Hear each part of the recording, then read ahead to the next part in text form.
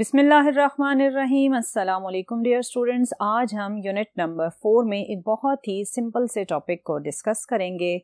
आज का जो टॉपिक है वो है implication of energy losses in practical devices and their efficiency. अब इसमें प्रैक्टिकल डिवाइसेस कौन सी होती हैं? डियर स्टूडेंट, प्रैक्टिकल डिवाइसेस हम सिंपल उन मशीन्स को कहते हैं जो हमारी रूटीन लाइफ में यूज़ हो रही होती हैं और हमें कंफर्ट प्रोवाइड कर रही होती हैं। आप अपनी लाइफ में जब भी कोई मशीन यूज़ करते हैं तो उसकी बेसिक रीज़न ये होती है कि आप अपने काम को आसानी से परफॉर्म कर सकें। सो मशीन्स बेसिकली किस पर्पस के लिए यूज़ होती हैं? To make our life comfortable. अब जब आप किसी भी मशीन के थ्रू वर्क परफॉर्म करते हैं तो वो मशीन कितनी एफिशिएंसी के साथ आपके परफॉर्म किए हुए वर्क से आपको आउटपुट देती है, वो कहलाता है एफिशिएंसी। आपने नाम सुना होगा आइडियल मशीन्स का। बेसिकली आइडियल मशीन्स हमारी प्रैक्टिकल लाइफ में कहीं भी एग्जिस्ट नहीं करती।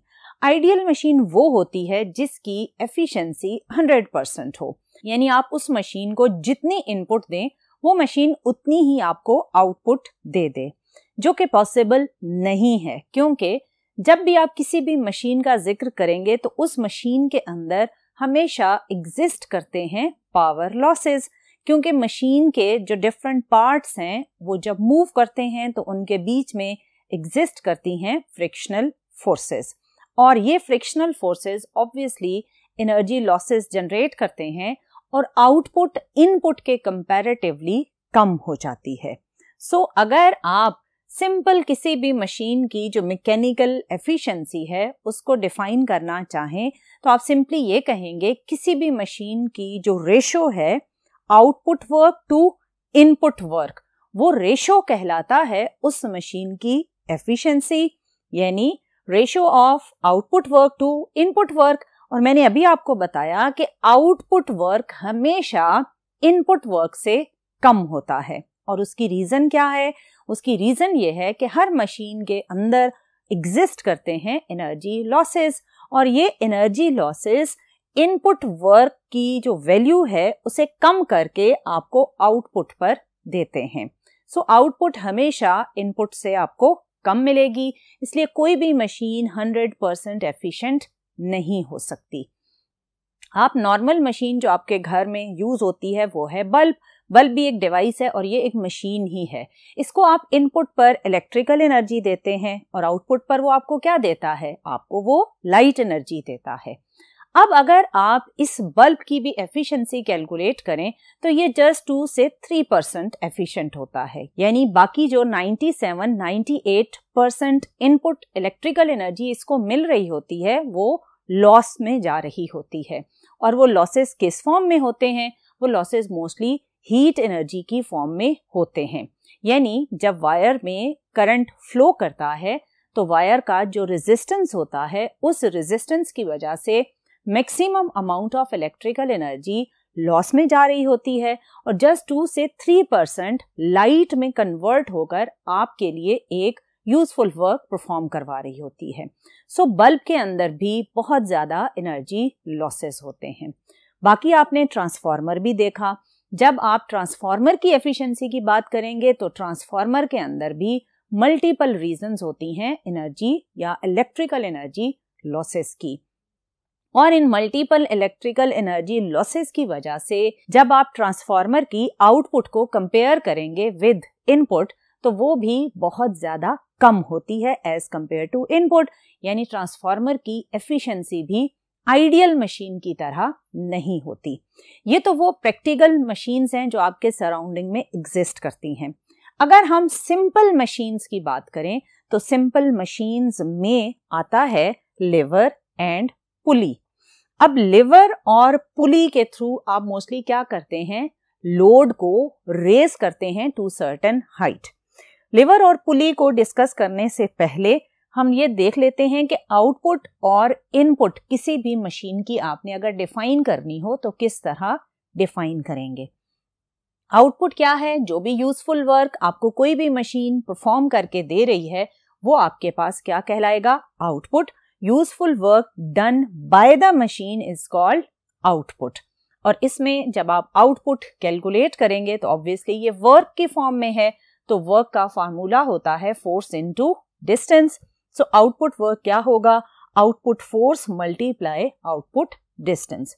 इस टर्म को एफ आउट और डी आउट को मैं जब ये वाली मशीन्स आपको अभी समझाऊंगी तो वहां फर्दर एक्सप्लेन भी करूंगी। इनपुट वर्क क्या होता है, जब आप किसी भी मशीन पर वर्क परफॉर्म कर रहे होते हैं ताकि आप उससे कोई आउटपुट पर वर्क रिसीव कर सकें, तो वो इनपुट वर्क क्या कहलाता है, ऑब्वियसली वो इनपुट ऑफ दैट मशीन कहलाएगा। The work done on the machine, और वो कौन कर रहा होगा, ऑब्वियसली अगर हम इन सिंपल मशीन्स की बात करें तो इन पर जो वर्क परफॉर्म हो रहा होगा वो आप परफॉर्म कर रहे होंगे। The work done on the machine is called input, और इनपुट किसके इक्वल होगा, ऑब्वियसली ये अगेन वर्क है, तो वर्क होता है फोर्स इनटू डिस्टेंस। अब इसमें ये जो फोर्स है जिसे मैंने एफ इन लिखा है, इसे एफर्ट भी बोला जाता है। F in into distance in, जिसका मतलब है इनपुट का जो फोर्स आपने अप्लाई किया उसकी वजह से क्या डिस्टेंस कवर हुआ, और ये है इनपुट डिस्टेंस। अब इसमें ये जो एफर्ट के थ्रू इनपुट हुआ या जो आपको आउटपुट पर वर्क मिला, इसे यहाँ पर सिंपल मशीन के ऊपर समझते हैं।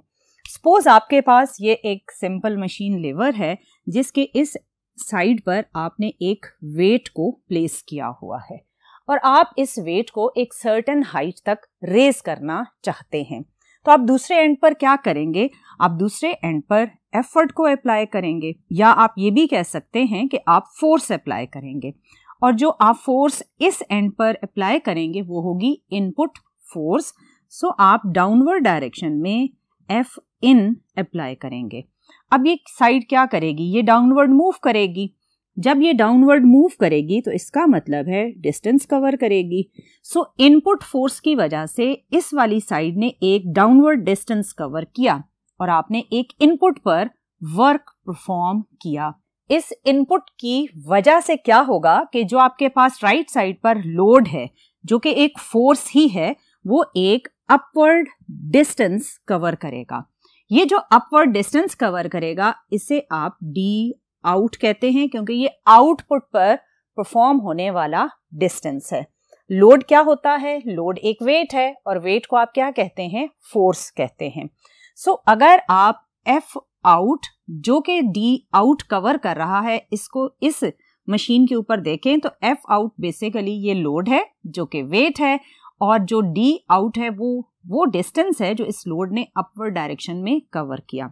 सो इन दो वैल्यूज को जब आप आपस में मल्टीप्लाई करेंगे तो आपको मिलेगा आउटपुट वर्क या work done by the machine. और अगर आप इनपुट फोर्स को जो डाउनवर्ड डिस्टेंस कवर हो रहा है उसके साथ मल्टीप्लाई करेंगे तो ये वो वर्क है which is done on the machine. किसने परफॉर्म किया, ऑब्वियसली आपने परफॉर्म किया। So work done on the machine is input and work done by the machine is output. और इसी तरह अगर आप पुली के ऊपर देखें तो पुली में ये एक थ्रेड है जो पुली के अराउंड आपने कुछ इस तरह इन डायरेक्शंस में है, और इस साइड पर आप ऑब्वियसली अब डाउनवर्ड डायरेक्शन में फोर्स अप्लाई करेंगे ताकि ये जो लोड है इसे आप अपवर्ड डायरेक्शन में रेज कर सकें।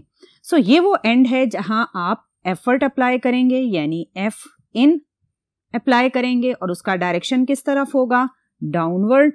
सो जो डिस्टेंस कवर होगा वो डाउनवर्ड डायरेक्शन में एफर्ट का कवर होगा। ये दोनों जो वैल्यूज हैं इनका प्रोडक्ट आपको देगा इनपुट वर्क डन। और ये लोड जो कि ऑब्वियसली एक वेट है, ये अपवर्ड डायरेक्शन में एक डिस्टेंस कवर करेगा, और ये लोड की जो वैल्यू है ये होगी एफ आउट। और इन दो वैल्यूज का जो प्रोडक्ट है ये आपको देगा output work done by the machine. अब इसमें जो इनपुट है that is in downward direction और जो आउटपुट है वो किस तरफ है, वो है अपवर्ड डायरेक्शन में। सो इस आउटपुट और इनपुट वर्क डन की वैल्यूज को अगर आप जानते हैं तो आप बड़े आराम से कैलकुलेट कर सकते हैं एफिशिएंसी ऑफ द मशीन, क्योंकि एफिशिएंसी होती है ratio of output to input. So output की वैल्यू जो भी इस गिवन सिचुएशन में आएगी उसे आप यहाँ पर पुट करेंगे। इनपुट की वैल्यू यानी जो आपने फोर्स अप्लाई की होगी, जितना उसके कोरस्पॉन्डिंग डिस्टेंस कवर हुआ होगा, ये दोनों वैल्यूज मल्टीप्लाई करके you can get the input. जब आप इस रेशो को फाइंड आउट करेंगे तो आपको मिलेगा एफिशिएंसी का फैक्टर, और एफिशिएंसी के लिए जो सिंबल यूज होता है उसे बोला जाता है ईटा, और ये एफिशिएंसी मोस्टली आप परसेंटेज में कैलकुलेट करते हैं। और जब भी परसेंटेज में एफिशिएंसी कैलकुलेट करनी हो तो इसका मतलब होता है कि आपने इस रेशो को, जो कि है आउटपुट डिवाइडेड बाय इनपुट, इसको 100 से मल्टीप्लाई करना है। जब आप इसको 100 से मल्टीप्लाई कर देंगे तो you will get the percentage efficiency. और अभी मैं आपको बता चुकी हूं कि सिर्फ अगर कोई आइडियल मशीन है तो उस आइडियल मशीन में 100% एफिशिएंसी पॉसिबल है। अदरवाइज जितनी भी प्रैक्टिकल डिवाइसेस हैं या प्रैक्टिकल मशीन्स हैं, उनके अंदर क्योंकि एनर्जी लॉसेस एग्जिस्ट करते हैं because of the frictional forces between different parts of the machine, और इन एनर्जी लॉसेस की वजह से उस प्रैक्टिकल मशीन की जो एफिशिएंसी है वो हमेशा 100% से कम होती है। यानी आपकी रूटीन लाइफ में यूज होने वाली मशीन्स में से कोई भी मशीन 100% एफिशिएंसी कैरी नहीं करती, लेकिन फिर भी हम इन मशीन्स को यूज करते हैं क्योंकि ये मशीन्स हमारी लाइफ में होने वाले मुख्तलिफ जो काम हैं उनमें हमें कंफर्ट जोन प्रोवाइड करती हैं। अगर ये मशीन ना होती तो हमें खुद ही हर काम को परफॉर्म करना पड़ता, जो कि ऑब्वियसली हमारी जो ह्यूमन बॉडी की मशीन है उसके लिए हर काम को करना पॉसिबल नहीं था।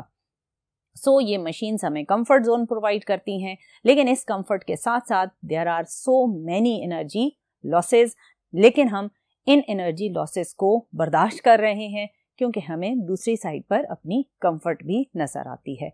सो डियर स्टूडेंट, ये था कि किस तरह आप मशीन्स में एफिशिएंसी को अगर कैलकुलेट करना चाहें तो ratio of output to input work से कैलकुलेट करेंगे।